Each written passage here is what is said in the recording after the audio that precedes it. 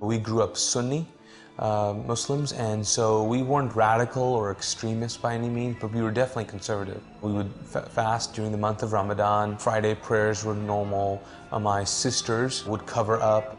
Naeem Fazal lived in Kuwait. Well, shaitan can take the shape of Jesus. Shaitan can take the shape of many different things and come to you and try to deceive you.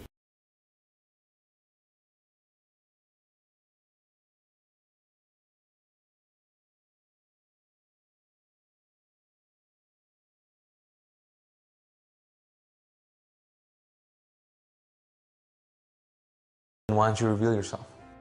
That night when he was going to sleep, he sensed what he describes as an evil presence filling his bedroom. The door opened. I looked up and the room started to look really strange, more like death. I mean, what walked in was this demon, this thing that I couldn't even explain. So this thing starts walking towards me and somehow communicates that it's going to kill me. And it stopped right on my bed and just disappeared. He ran down the hall to his brother's room. He said, you know, the only person that I know has power over demons and angels is Jesus. Naeem returned to his room.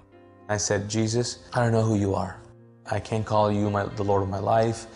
I can't call you, Savior. I can't call you any of these things. Because at this moment, I'm afraid, I'm scared, I need help. But if you will help me, then I will give you my whole life. The next moment, I found myself sitting on my bed with my eyes open, staring into this presence. I can't even explain it. It was the presence of Jesus. I knew it was Jesus. This peace was so aggressive. It invaded every single thing, every part of me, and I felt like it communicated to me saying, your life is not your own. And I believed it. He finally understood all that his brother was trying to tell him. I wanted to do everything possible. So I think the first month or so, I must have prayed the sinner's prayer or accepted Jesus.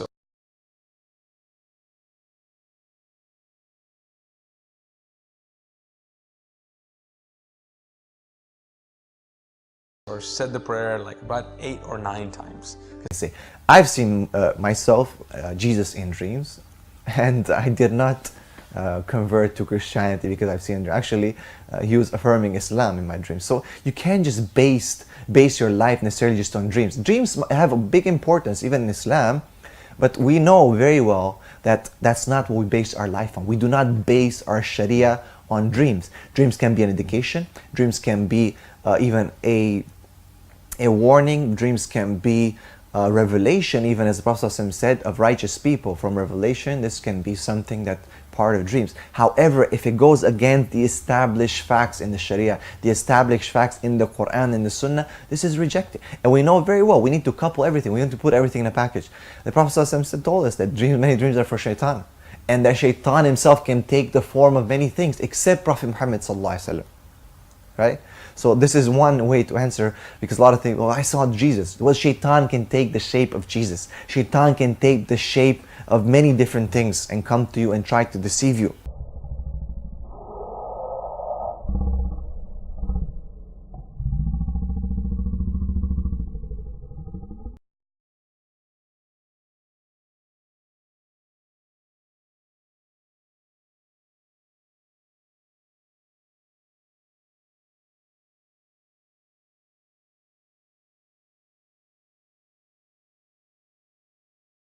I know somebody in England who told me an extraordinary story about how when he was only 14 years old, living as a non-Muslim in a part of England far from me, had a dream of a beautiful man who wore a green turban, had a smiling face, and when this teenager woke up, he felt that there was still some kind of interesting fragrance in the room, and he read and he read and he realized that it was Sayyidina Muhammad sallallahu alaihi wasallam, and he became Muslim and is now Hafiz of Quran, even though he's convert to Islam.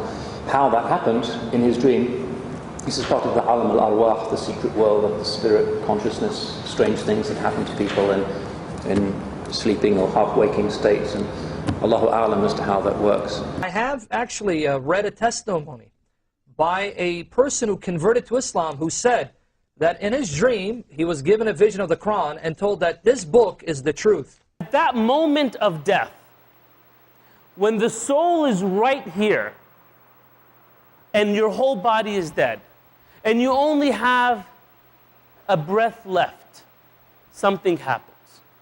Something that the Prophet ﷺ used to seek refuge from every salah.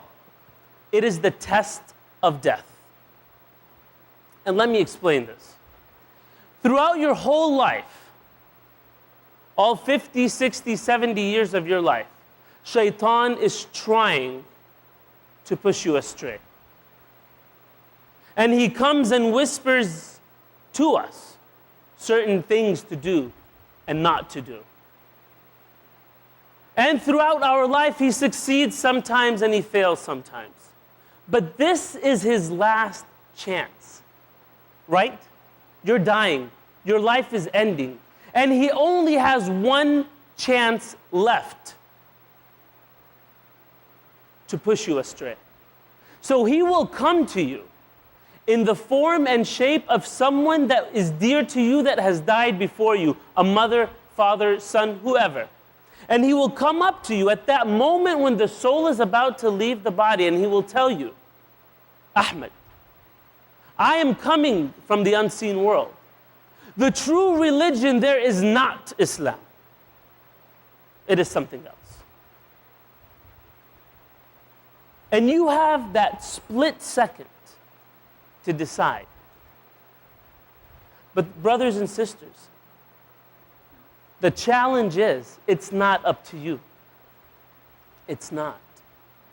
Allah subhanahu wa ta'ala says, يُثَبِّتُ اللَّهُ الَّذِينَ آمَنُوا. Allah is the only one that on that day, at that moment, can give you the ability to say, أَشْهَدُ أَن لَا إِلَهَ إِلَّا اللَّهُ وَأَشْهَدُ أَنَّ مُحَمَّدًا رَسُولُ اللَّهِ. And it happens how? It happens based on how you lived your life. Were you truthful to La ilaha illallah? Were you from those who worshipped Allah truly, loving no one but Him, fearing no one but Him? It makes total sense now. It only makes sense that God would come in to us in the form of a man, a human, and to be able to relate to us, but also to redeem us.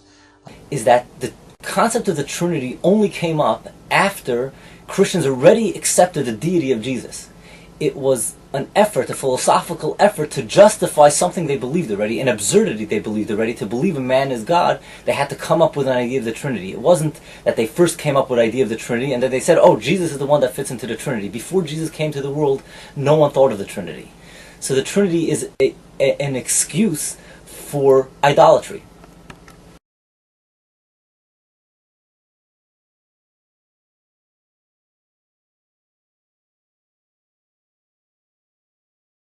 I've also been in debate, an email debate, with someone who is a Unitarian Christian.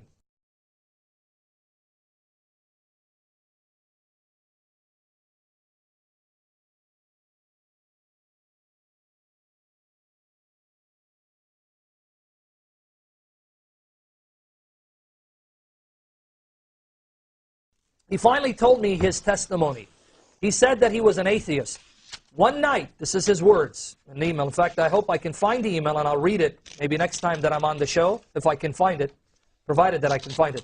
One night, he said that Jesus appeared to him in a vision, not in a dream, in a vision. He was awake. Now, he was an atheist.